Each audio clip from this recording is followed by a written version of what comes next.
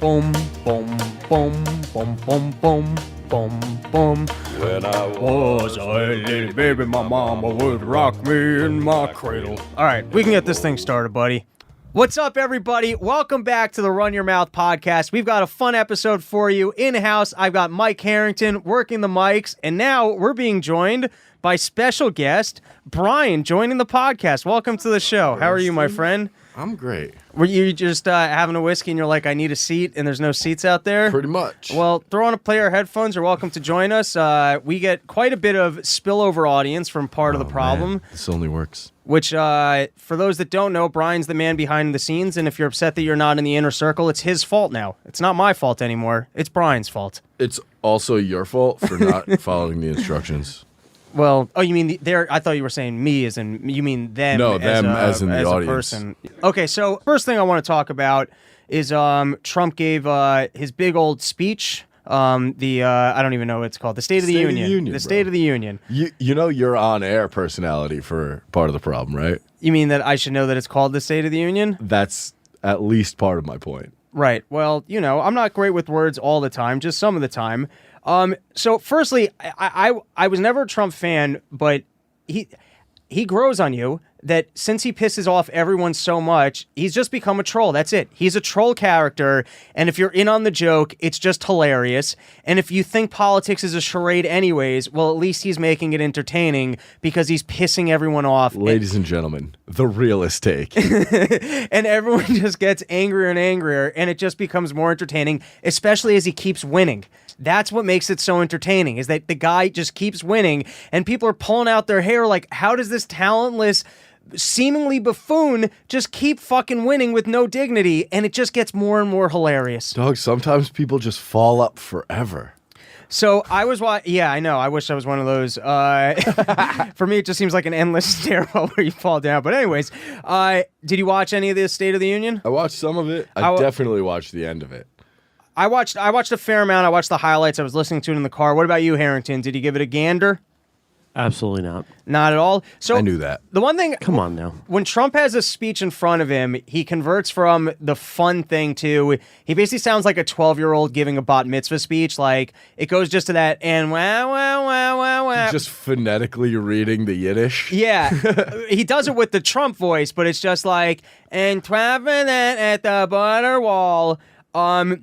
But what was interesting is, because he was throwing out a bunch of stats, and he was throwing out too many stats to, like, not just tune it out, but he has some great stats for this upcoming election, in that, like, one of the biggest things that both Bernie Sanders or Elizabeth Warren or the progressives are going to run on is the 99% and the 1% has all the wealth. And Trump was up there with great talking points. Not that I think they're real, not that I don't think the economy's coming down, but he had all these great talking points of, here's what I've done for the majority of this country, for all the people that didn't have money, or for at the least high this school. is what's been going on since I've been the president. Yeah, none of it. Firstly, I think he's a dumbass for taking credit for the economic expansion. I mean, it's crazy. Because it's going to come down. I mean, not only that, but it's always on a delay. You know what I mean? So things that happened 6-7 years ago are affecting the economy now. Yeah.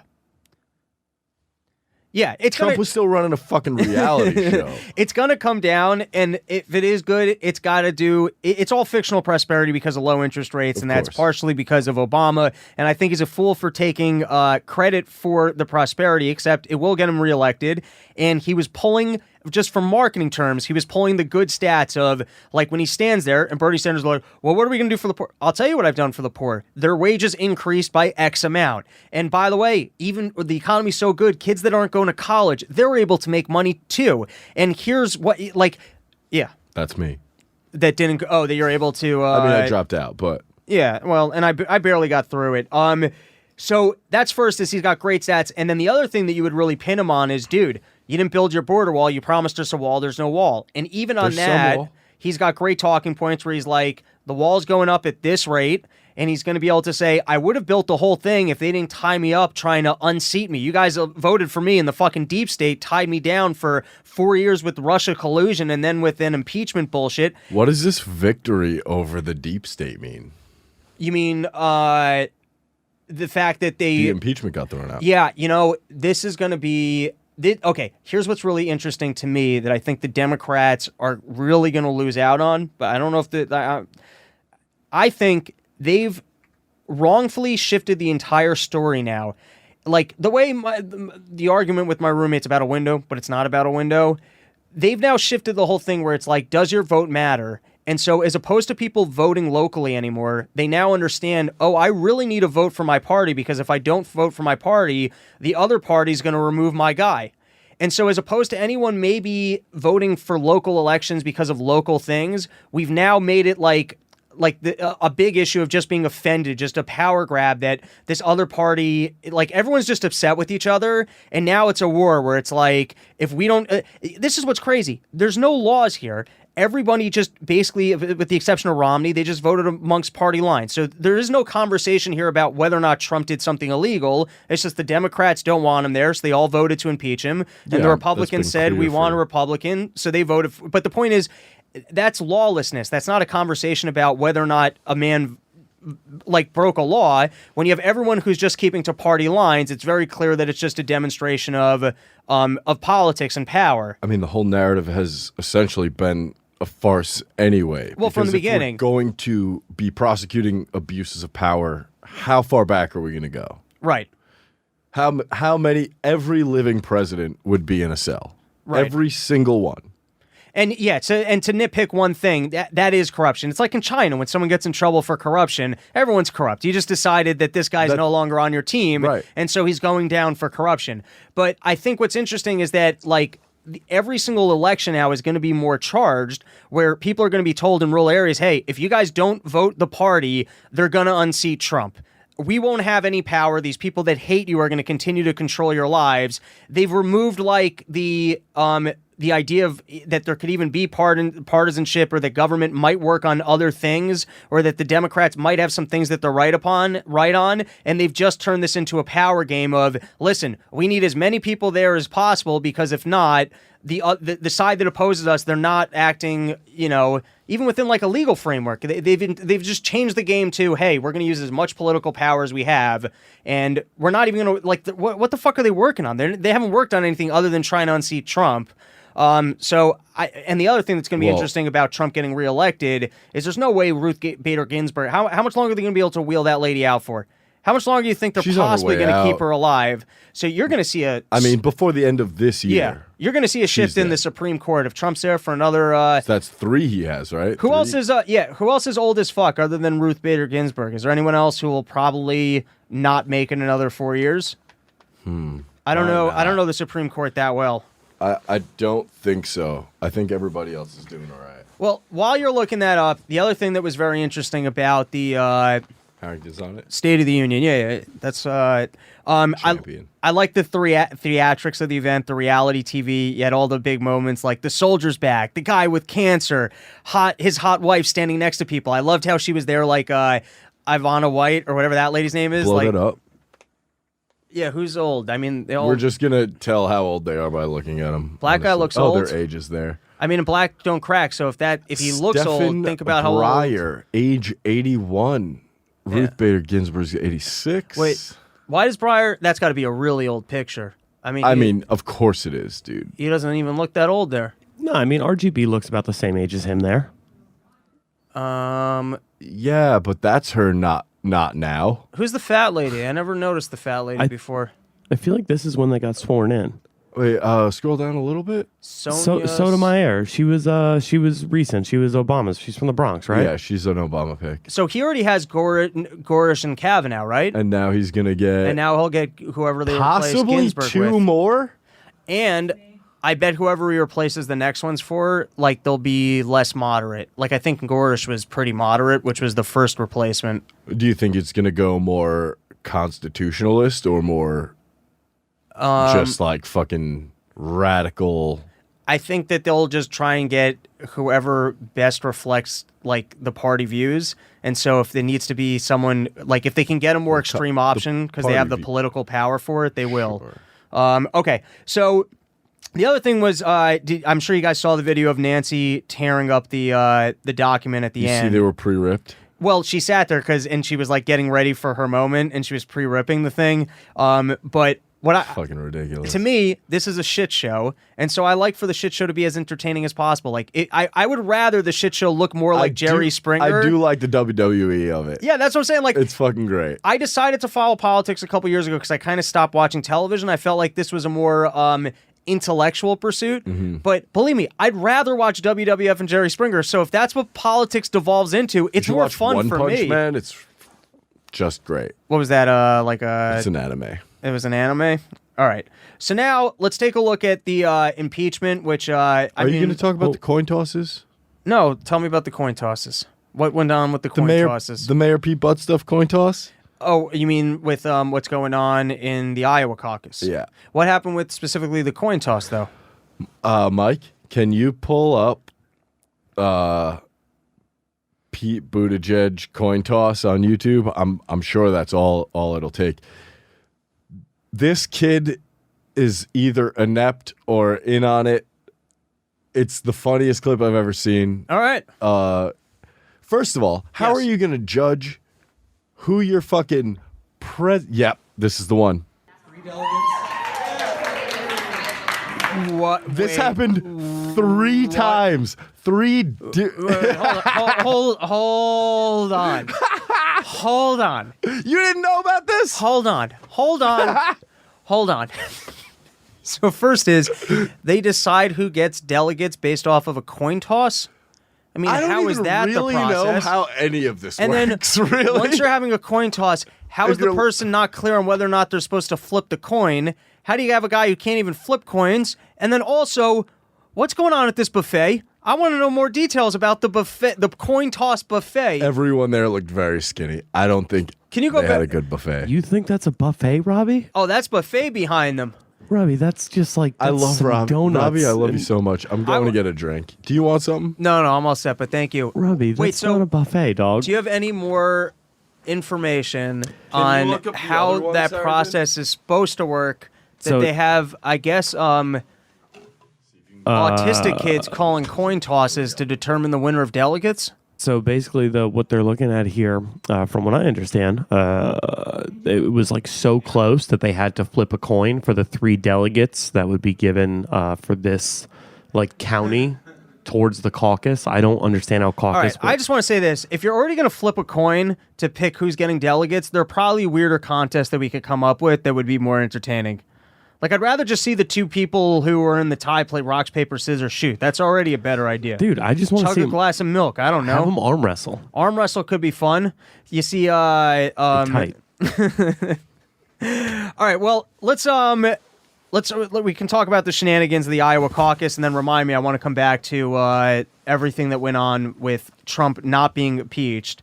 But what's incredible about the Iowa caucus is, like, I guess people like myself or Dave or even your perspective would be, hey, this whole thing is a sham. Sure. But now it's like they're not even trying to pretend. It's insane, dude. Yeah. How do you botch it? Like, firstly, we know that it wasn't botched. We know that the person that they didn't want to win didn't win, so they decided to say, all right, it's too close to call so that they could delay it and that people couldn't pick up momentum. Now, that's clearly what happened. Do they want butt stuff to win? No, they don't want butt stuff. They just don't want Bernie, and they were But hoping. who's the other option? No, I think they were hoping that if they got to the other like counties and the votes and the caucuses without the Iowa announcement and all of like the momentum behind one person from Iowa. When's the next I don't one? even know. I don't even It's know. weeks, isn't it? Wait, New Hampshire I thought is next week.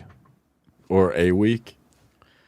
Yeah. It's not long enough that they can delay it. You mean for the whole Till even the next one. right? Yeah, Tuesday, February 11th. By the So way, it is next week. In terms of them not even trying to hide it, the app that's supposedly messed up is called Shadow. I mean, How do you not are give you something a better name? Fucking kidding me? Like, how is that? You're not even trying. At least try and pretend like you're not trying to cheat elections. Like, can you at least make an effort? Come up with a better name, like the world's greatest and most mathematically statistic counter of votes. Well, but like, isn't there another thing too? Like, didn't Mayor Pete Buttstuff pay that shadow company to build a totally different app for him? What? Yeah, I haven't heard that. He has dealings with that company. I'm gonna look this up right now. Please do. I That's think interesting. Pete's got some real like he was a finance guy, maybe for Bain. If it wasn't Bain Capital, he was like in some sort of iBanking or whatever. You know, he's like a Wall Street guy. And he certainly is the slickest in terms of actually just looking like and talking like a politician, minus the gay part. But you take away that aspect and he just looks and sounds like a traditional politician, unlike everyone else who kind of seems like a fucking whack job. Everyone else is a cartoon character. Every single person in the election is a cartoon character. Tulsi Gabbard is like a traditional hero. Fucking Bernie Sanders is like a character of a human. Right. You know, and I mean, fucking Crazy Uncle Joe is the bad guy. I don't know. And then who else? You know? And then Mayor Buttstuff is a fucking NPC. Well, who also likes Mayor Buttstuff Buttstuff is also, you could see, all right, if you're just talking like conspiracy theory wise. Policy. What does he have? He wants what the people with money and power at be, like that's their hey, he's okay with war. Oh, so he's like the same as everybody else in the establishment? Yes. Basically. No wonder he's fucking... Yeah.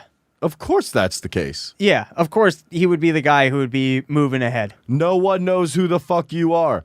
You're the new Barack Obama. You came from absolutely nowhere. Right. Like, did I ever tell you? I saw Barack Obama on Meet the Press a year before the election cycle started. I just remember... And I went, yeah, that guy's going to be the next president. I didn't even know he was going to be running yet. And I was just watching him and how they were hyping him up. I was like, that guy's the guy. I haven't seen a thing about Mayor Buttstuff. What you got? Some claims, such as the Iowa caucus app was funded by Buttigieg, mischaracterize what we know. However, Buttigieg's campaign, Pete for America Inc., paid Shadow $42,500, almost as much as Iowa paid them, $60,000 total, for software rights and subscriptions. Mike, sounds shady. Can I just tell you how much I really enjoy your announcer cadence now? Thanks, dude. All right. You've been working on it. I appreciate it. So, Mr. Harrington, if you take a little bit of a look at my document, it's kind of in the middle by the Iowa caucus. I got a video of Mike Bloomberg on The Tonight Show with Jimmy Fallon, and I want to take a look at Bloomberg. Yeah, me too. That you're running now. You spent, I think I said $240 million or something on ads. You're running them, and what I've read and seen online and stuff is that you pick exactly where to air these ads. Meaning, this is what I heard, and you have to say yes or no, that if Donald Trump happens to be in Washington, there's extra ads in Washington.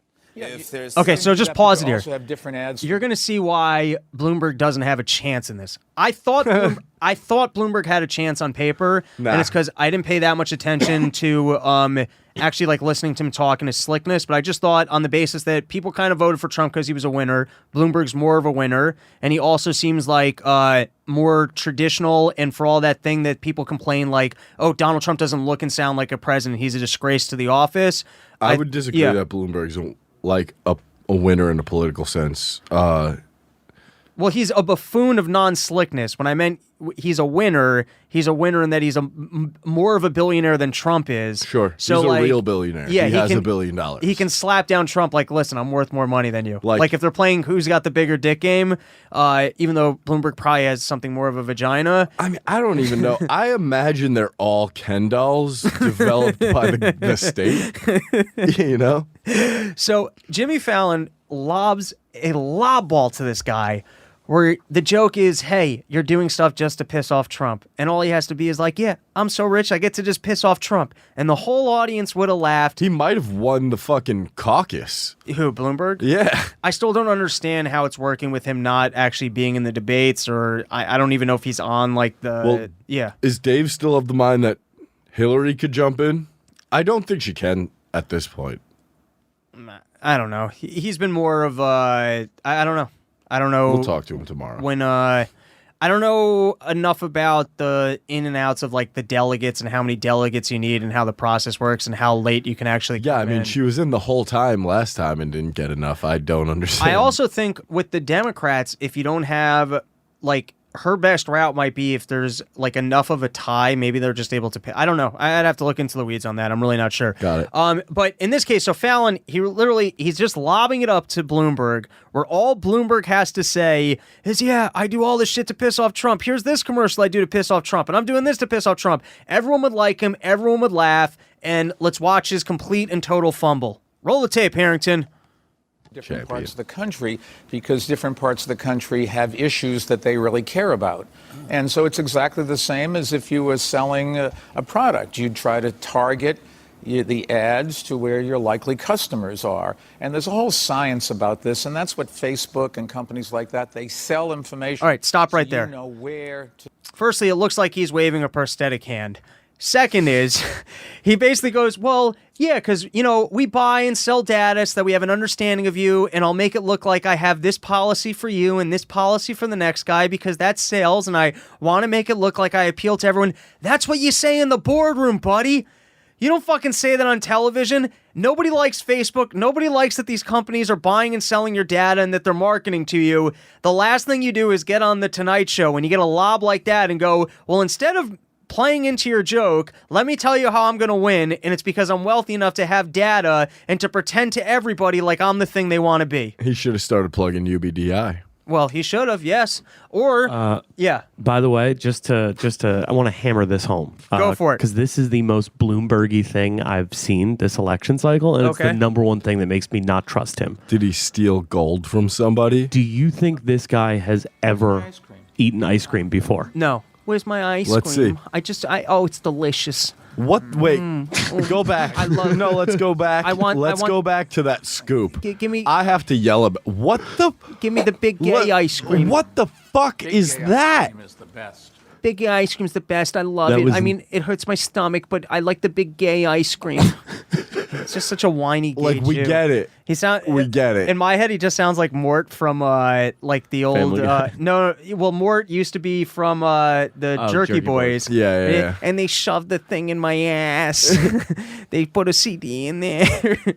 His big line is better. And so shit pancakes. Yeah, I ship pancakes. His big line is, we're going to make it better. I just want to see everything be better, and the planet's getting too hot, but we're going to fix it. We're going to fix it. Michael Bloomberg is the same person that put a tax on things with sugar because poor people like sugar don't know how to spend their money.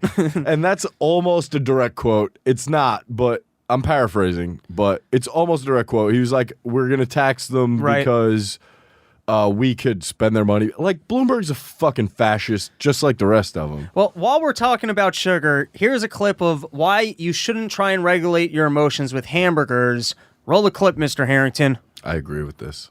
This is Real Clear Politics. We'll edit this moment, but if you click on the Real Clear Politics, there's a video with Michael Moore, who's yelling about Bernie Sanders getting cheated. Leave it in. It's the curtain, bro. That's what podcast's about. They are removing the rule to be on the debate stage where it says you have to have so many people donating to you. Otherwise, instead of 27 people on the stage, there'd be 227 people on the stage. So you had to have a certain number of Americans that would give you a buck. That's all the rule said. But to show that there's support. Just wait, he's about to have. And that's how they determined who would be on the debate stage. Oh my God! Today, they removed that rule because Mike Bloomberg, the billionaire, the Republican mayor of New York City. He's so fat. Just wait. Here it comes. Here it comes. He has a vagina on his They're neck. backstage going, oh God, what's he going to say? They removed it so that he could be in the next debate. He doesn't have to show he has any support amongst the American people. He can just buy his way onto the debate stage. And I got to tell you what's so disgusting about this. I watched the debate in Iowa here 2 weeks ago. The all-white debate. Gross. And the fact that the DNC will not allow Cory Booker on that stage, will not allow Julian Castro on that stage, but they're going to allow. Does he mention Tulsi? Because he's got $1 billion fucking dollars. Oh, Jesus. You got $1 billion fucking dollars.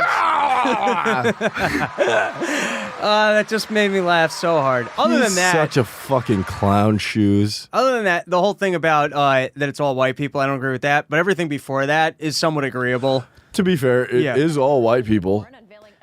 Yeah, but Tulsi's not allowed. Right? When's the last debate she's been on? So my issue with that is I personally, if there was a black female gay person that reflected my values, which is essentially, hey, let's Then not I'd run vote a for them. deficit and I wouldn't care and I would vote for them. But No his war, idea let's is, not run a deficit. regardless of what their opinions are, there just needs to be someone there who is black. Isn't that the fucking craziest thing? Dude, there's apparently some sort of fucking law getting passed where a board of directors can't be all white men. Yeah, it's... How are you going to pass that law? Doesn't that break every discrimination law possible? Yeah. And the other thing that I just infuriates me about that, and I think the best example of this, and this is going to sound worse than it is... Everything is. Let's say you're hanging out with a group of people. So sometimes when you hang out with a group of people and you're the outsider, you can't ask them to... you have to kind of go with the vibe of what their thing is. I'm welcome everywhere, bro. I don't know what you're talking about. Even if you're uncomfortable. So, for example, if you're a lady and you walk into, I don't know, an environment of all dudes, and the dudes, literally, you're the one lady who, let's just say, joins an army troop, and it's all dudes, and they leave the toilet seat up, and they talk about filthy things. To me, it's inappropriate for you to be like, hey, guys, I'm here now also, so everything needs to change. You kind of have to go. So my brother's in the Special Forces in the Marine Corps, right? He's one of the MARSOC dudes. Right. We've had this discussion a lot, actually, when they decided to let women, or I don't remember what the outcome of all that was, actually, but there was a time not too long ago where they were deciding whether or not to let women into Special Forces. And I don't know how to... All right, so my brother's not a bad dude. You know what I mean? He's not a fucking bigot or any of that other shit that anybody would paint on somebody who has this opinion. But he was he just wants to kill with his homies. No, well, he was but outside of that, cartoonish portrayal of it, it's can it would have to be an exceptional woman. And he was all about it. It was if she can do the job, that's great. But we can't have just a slot for a woman in his job. Because his job is literally there was a raid on a hospital, and this fucking one chick who was a POW in Afghanistan, it was a while back, she got rescued in a hospital. He was one of those... There was a couple Special Forces teams that ran up in that hospital and saved her. He was in one of those teams, and the argument is if a woman could do the job in that hospital, then she could join the team.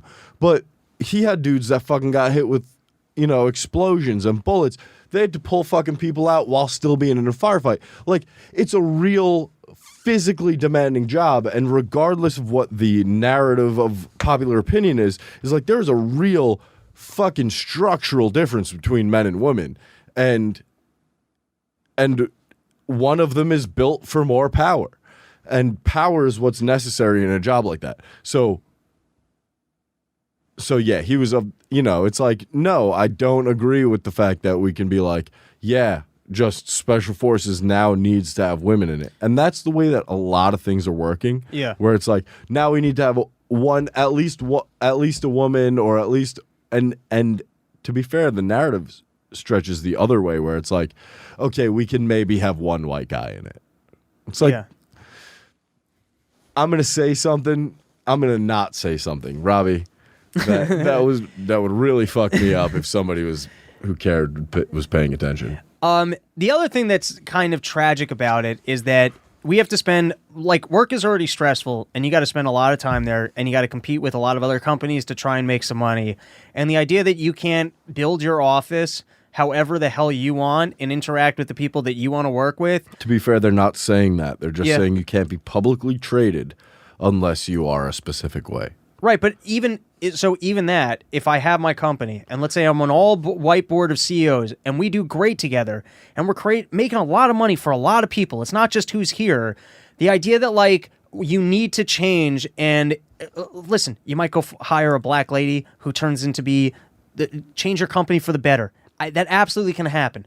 But, or you can be a company of all black women CEOs, and I'm not saying you wouldn't be able to compete. I'm just saying if you're a company of all black women CEOs, no one should tell me, hey, you got to put a Mexican guy on your team. And if you happen to organically be a company of all white men who are CEOs, there's no reason why you should have to hire someone like just I mean, all right, we're preaching the choir here on the idea of force. You're not. Because I do have a counterpoint to this where I do find and they have done studies about this. I mean, especially you look in the NFL is like the number one litmus test as far as like head coaches and executive positions. Ultimately, nepotism is a real thing. When someone looks like you have a better chance of hiring them when you're sitting across the table from them, and when you are a thing where it's like every single person in this room is a 40-something white man, they're way less likely to let someone else in. So it's like to understanding what you're saying, right? In a vacuum, there might not be any nefarious reasoning for it. However, you do find a situation where no minorities are going to be able to get a leg up ever. Given the current landscape. So I gotta be honest. A Rooney Rule type thing where one person needs to not be that does kind of make sense to me. So there's two problems with that. Firstly is Agreed. I just believe in freedom of association, right, and that no one, like, dude, having to work sucks, and being able to be around people that you like for whatever reason that you like them, that's your own personal choice, and no one should be allowed to infringe upon that. I also don't for 1 second believe that really talented people will be closed out forever. And by the way, to speak to that, I'll just tell you, my grandfather is a child of the Depression, and he got into Brown against quotas. He used to get beat up I just think, like, if you're talented enough and you're a minority, let's the way the Moneyball existed in baseball, someone can create some new algorithm for football where they figure out patterns in a way that none of these head coaches did, and like maybe they start in little peewee football, but they're so dominant that they're able to show, hey, my program works. They're gonna end up with the job, and that's true. And I believe it's true in every field. Yep. No company wants to sacrifice their success to just have white people around. Agreed. And if you're likable enough and you know how to sell yourself and you're a person of color, you're a female, you're one of these gays, then you really got to work against your own unlikability, but you can do it. And as a caveat to that, if you're smart enough and talented enough, you don't need anybody else. I agree with that. And then here's the other thing. The quota, the biggest problem with the quota system is that, like, sometimes you look in an industry, take stand-up comedy, like this used to happen on Letterman. They'd go, oh my God, there was only one woman of the 12 comics they booked all year. Yeah, but statistically, you know how much harder it was to be one of those 10 men? Because for that 10 men, let's just say theoretically there were 1 million dudes vying for those 10 spots, and then there were only... how many comics there are in New York City? I don't want to know. As a bartender, as a former bartender at a comedy club, I can tell you there is way more than there needs to be. Well, I can tell you that because I need a massive comedy plague that kills off a lot of comics except for me. Let's go. Let's go. Spread some what do you got? Off air. All right. Maybe we can just remove some of the competition, and that way I can get myself some stage time, start moving forward. But while we're on this topic of genders and people being forced into positions, Elizabeth Warren really threw a Hail Mary. She's down in the ranks, and she said that for her... What? Understatement. She said that for her head of, I don't know what the proper position is, but for the head of, schooling, she would like a young trans person. Oh, we were going to pull this up right on the last episode of Part of the Problem as a crazy bitch watch, actually. Okay. That speech where she talks about... Do you want to pull up the speech? You could probably find the exact quote. I'm not. If it's not in my notes, you could probably just YouTube it. The keywords would be Elizabeth Warren, young transgender children speech. I looked it up on Friday. But yeah, she says a bananas thing. Beautiful. Harrington, There you go. I don't know why they have me working on BYM, honestly. Don't let Lewis hear this. I like things. School.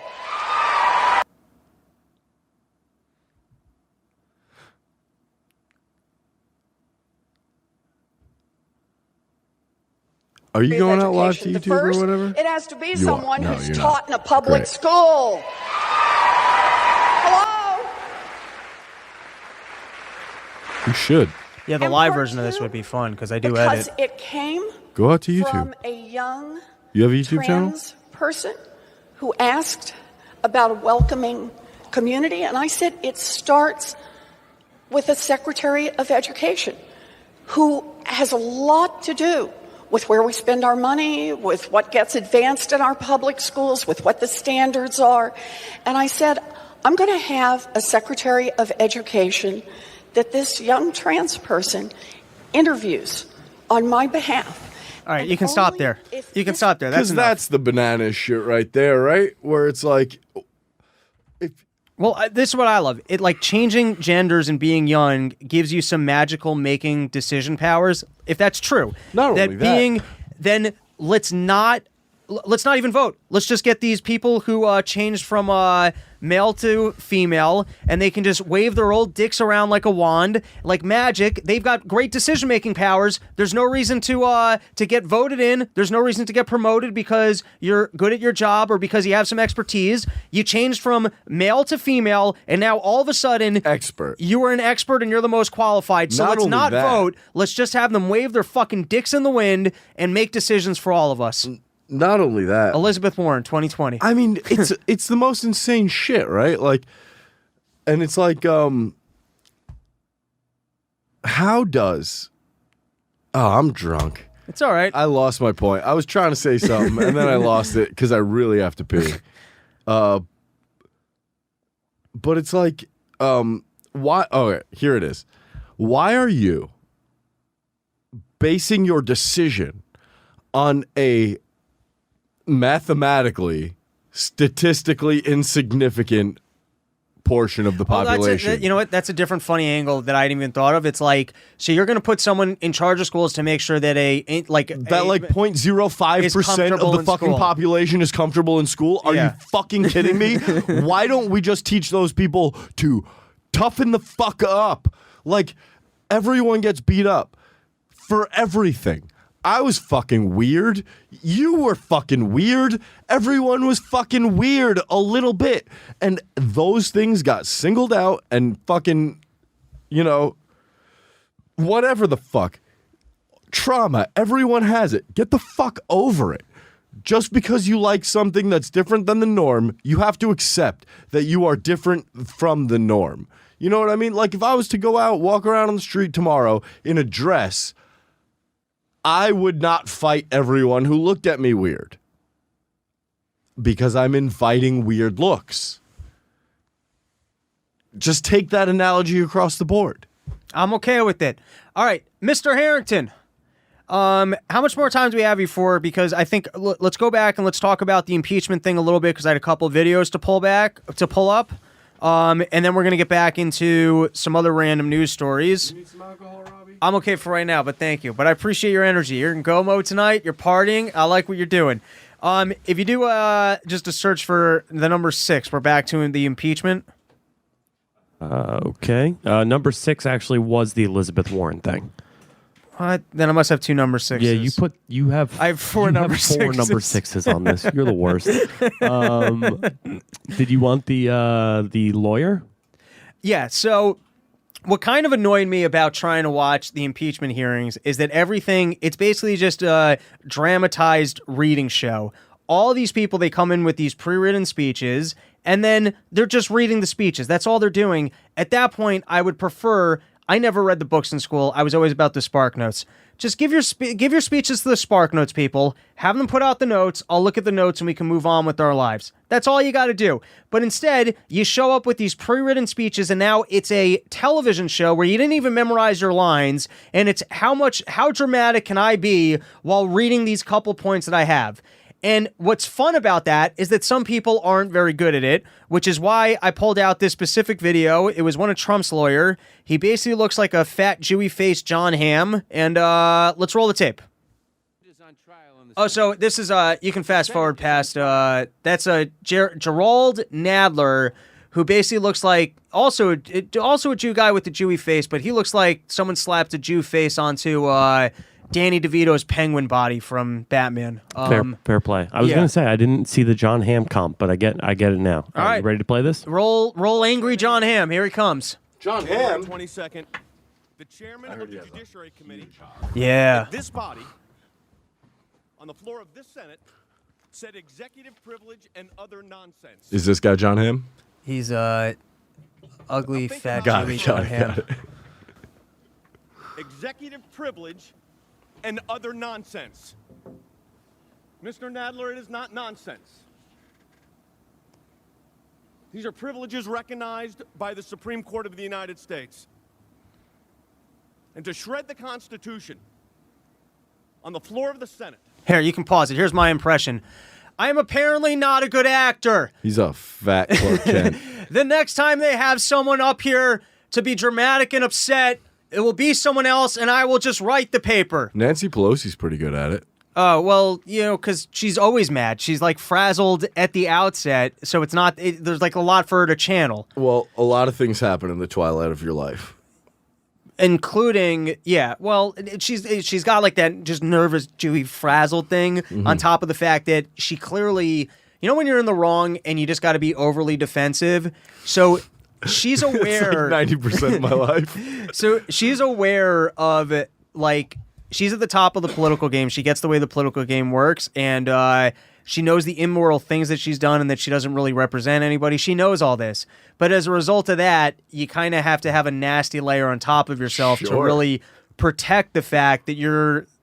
The longer you're in the game, it's kind of like roaches. Like, the longer roaches stay around for, they become bigger and bigger. You either die a hero or you live long enough to find yourself become the villain. Well, I wasn't thinking that quite. I was just thinking you become more of a roach. So it's kind of like a politician. Like, you're like, once you become a politician, you're now like this gross creature. Bad person. But the longer you last, the more gross you have to become by nature of being in the game. And it layers on, the filth layers on, and then you have to continue to pretend. The biggest muck monster wins, Robbie. Yeah, you got to continue to pretend like you're noble and dignified, which makes you grosser, which, so if you're the age of Nancy Pelosi, getting off nothing but sucking off little boys for their young cum, which you can then massage into your face to try and get some of the wrinkles out. It's virgin blood, dude. She kills people.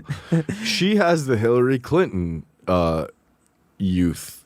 So the other great moment from the impeachment hearings was there was a mix-up between Jerry and Schiff where they went to go give their closing remarks, and Harrington, if you could play that, I think it's at I wrote 37 minutes, but we'll find out, but it's the next link on my sheet.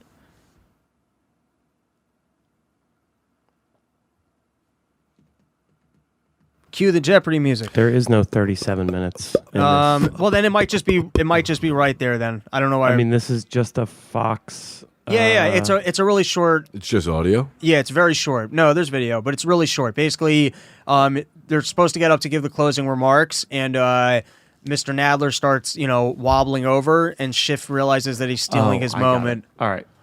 That's hilarious. Yeah, it's great. Can you bump it maybe on the local? Here it is. Jerry, I did my makeup today, Jerry, I look good. Jerry, this is supposed to be my moment. Who's Jerry? this fat guy walking across the floor? That's Jerry Nadler.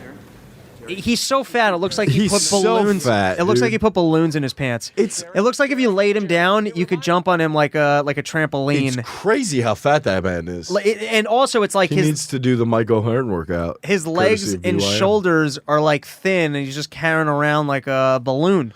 It is an intense character of human being. It looks like you could, if he sat down, you could sit on him as a chair. Like, he would be the perfect shape of just like a really comfy beanbag chair? Yeah, exactly. Sure. Okay, and then Susan Collins, when it came to the evidence, she was the one person who voted against her party. Harrington, pull up a picture of this lady. She's a Dem? Yeah, no, she's a voted. Republican, but she's up for re-election, and I guess what's a tough state. So they were saying What that state? Maine. Yeah. And so they were saying that they were already. No, that's not this lady. Oh, it's the author, Suzanne Collins. Yeah, Sorry. right. Hilarious. Susan Collins, Republican. So they were saying that the Republican Party allowed her to vote against the party because they already counted the votes and they wanted to Is that Amy make it. Klobuchar? No. So click on that picture. Yeah, dude. She basically looks like a thin Buddy Hackett. Down? Down one and to the left from the one you picked. Yeah, she talks and looks like Buddy Hackett, essentially. That's crazy.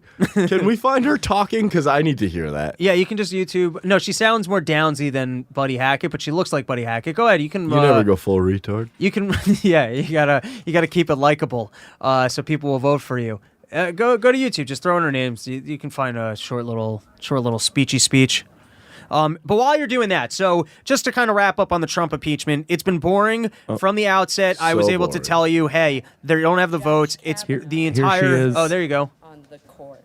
Mr. President, we've heard a lot of charges and counter charges about Judge Kavanaugh. But as those who have known him best have attested, he has been an exemplary public servant, judge, teacher. All right, this one's just her being boring. There's none of the fun Downsy stuff. She's retarded anyway. You can see it in her face. She's a fucking spaz. Okay, so we were. I'm saying, gonna run for office. There you go. You could win. You might have to shave the beard. Maybe not. Maybe you got to go to a rugged area like in Nebraska or maybe Brooklyn. I don't know. What state do you think would? Dog boss. I'm gonna run in Flushing. Okay. Well, I'm not gonna win. There's too many Asians. yeah, Flushing's the wrong area I for gotta you. move. You look like. All right. Well, anyways, Remember the Titans. I gotta wherever that is. I gotta move there. I also gotta get real good at football real quick. did you play football at all growing up? Yeah. Yeah. What position? Wide receiver. You were a wide receiver. I could see that. Fast, kind of tall. Mm-hmm. I could also see tight end because you got a little size to you. Yeah. Well, I'm fucking big. I don't know what to say. I used to do all sorts of shit. And now you drink and now I produce, drink and yeah. fucking do podcasts. There you go. What's up? So Whatever. I still fight people what's wild in my about off time. what's wild about the Trump impeachments? They were going on this whole abuse of power, and like you had said earlier, we could hold a magnifying glass to any of these people, and they'd be in trouble. But what was interesting about the abuse of power was you can still argue that it was in the nation's interest because he's investigating political corruption, which most probably did exist and did get in the way of his ability to serve the people that voted him in and try and push that agenda by being bogged down by this lie of Russia collusion. Now, It's the funniest. I've been saying this just as a totally unfounded conspiracy that when you see these political books and everyone gets them, Timothy Geithner wrote Stress Test, or when Robert Gates wrote Duty, the first thing people do when they leave office is they write a book, and then wherever you go, you'll see that book. It'll be on the front page of Barnes & Noble. It will be, you go to Costco, it's on that table, and I am completely convinced that that is one of the back avenues by which whoever the people are that need to pay out politicians, they've got an absolutely a real thing. They've got you mentioned that I'm part of the problem. There is an unwritten deal. It has to be. You do your thing, and based on the value of what you did for us, you're going to come out of office. And we're going to buy 1 million books. There's going to be this book deal for you. Yep. There's an author who's going to write it. You're going to get a paycheck, and nobody's going to look into, like, I'm sure if you actually did an audit on what these people get paid and went into people's homes to see, is anyone in the world actually reading a Hillary Clinton You're getting book? a little Orwellian now. I have met people who have read the Hillary Clinton book. I'm not going to say that she doesn't sell those books, but to the numbers that she So says. on that note, yeah. Obama got a $65 million advance, I think, Fuck from all the way out of here. it might be. It was either from McGraw-Hill or it was from Pearson VUE. Now, if you don't remember those companies, those were also the companies that had your college textbooks. No, yeah, and your high school textbooks. And if you remember those fucking textbooks, they were fucking expensive as shit, and sometimes they weren't even good. Your professors didn't like them, but whatever the fucking racket of your college, you're stuck with those people's books. And then not only do they have the books now, they got the online courses and affiliation with that. So happens to be none other than Trump was talking about when they were like, hey man, look into this fucking Obama book deal. I was just talking out of my ass when I said the book deal thing, but then apparently... No, it's real, dude. Yeah. Because you said that, and then I started fucking looking up into it, because I was like, that makes way too much sense for Robbie to just be fucking pulling shit out of his ass. But apparently you were, and you were also correct. Well, because it's such an easy... It's like the political speeches, but it's almost more quiet. Dude, it's like anything corporate. You know what I mean? Like, I've talked to comics who were like, oh, I did this corporate gig for essentially half of what I make in a year. You know what I mean? For a fucking half-hour set in front of... And those dudes are just writing that shit off on their taxes because they're doing that shit on a party. You know what I mean? So it's a party. Here's the entertainment. And we're fucking writing all this off. It's all criminals. Except the money they give to comics. That's for good use. And well, that goes in your pocket. Let me in on that racket, everybody. Me too. But in looking at some of these payouts that have happened to politicians, I was starting to research it, and then I got bored. But I'm sure you people at home probably have more examples for us. So hit me up on Twitter, email me, robsnewsroom@gmail.com. I'd love some of these golden examples. Some of these fall into the camp of conspiracy theory, and some of these are just completely true. On the side of being completely true, Chelsea Clinton makes like $9 million a year being on a board. It's because of her connections to the Clintons. No, but why on paper? Why on paper? That's the real question. Because why on paper? Yeah. I mean, we know why, right? Like, because Clinton. Because she's got an expertise and an original brain that only being a Clinton, only as a Clinton could you have this level of intelligence. I just really ruined myself. I really did. Would that go right on your dick? Literal whiskey dick. Right now? Yeah.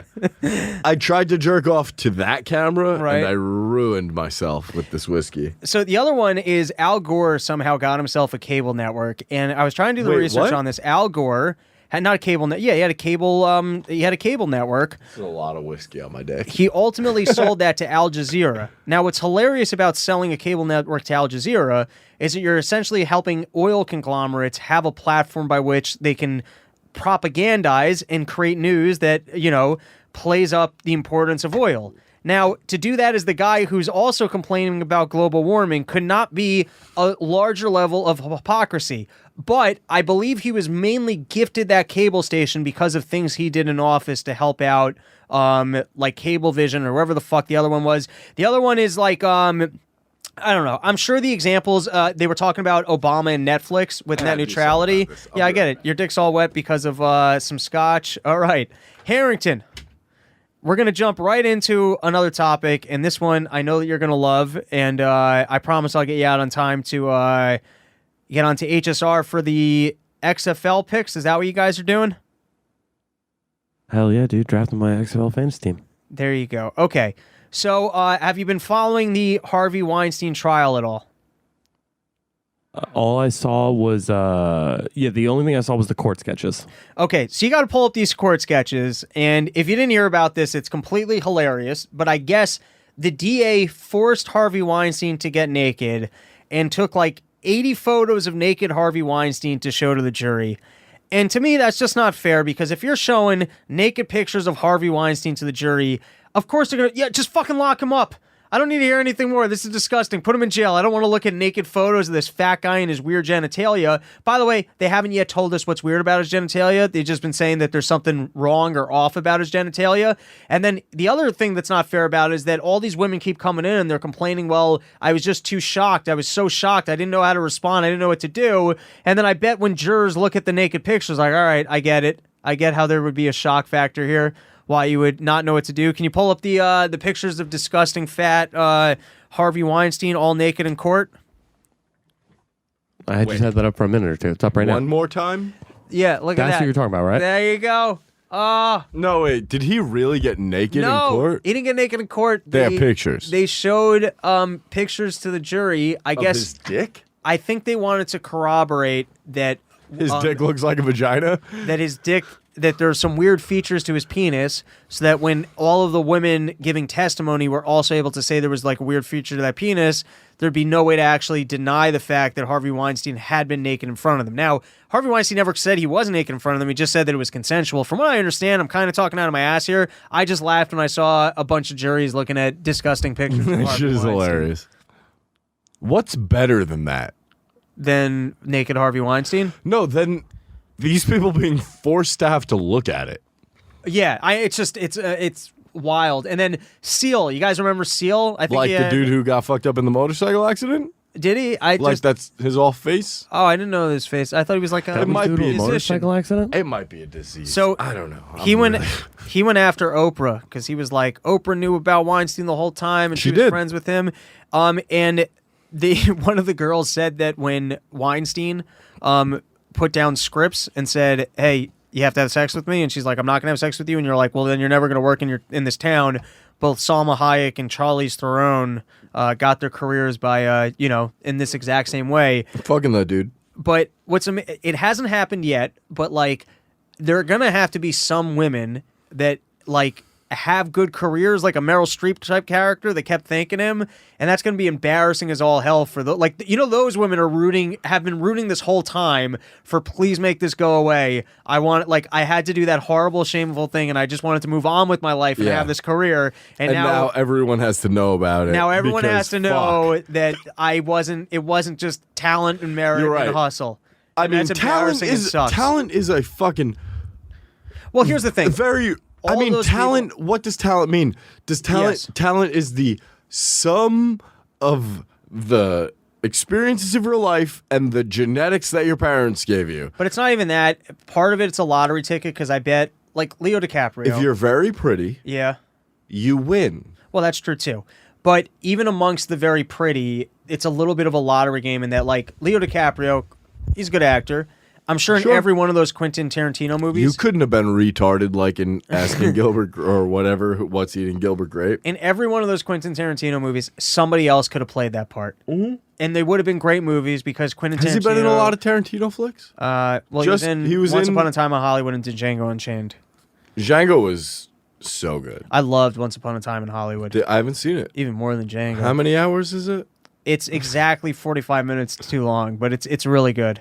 Also, Django's 45 minutes too long. Can I tell you what makes Once Upon a Time in Hollywood so great to me? Of course. It's the journey, not the destination. If you haven't seen it yet, I guess maybe Spoiler alert. so you can move Bam, bam, on. bam.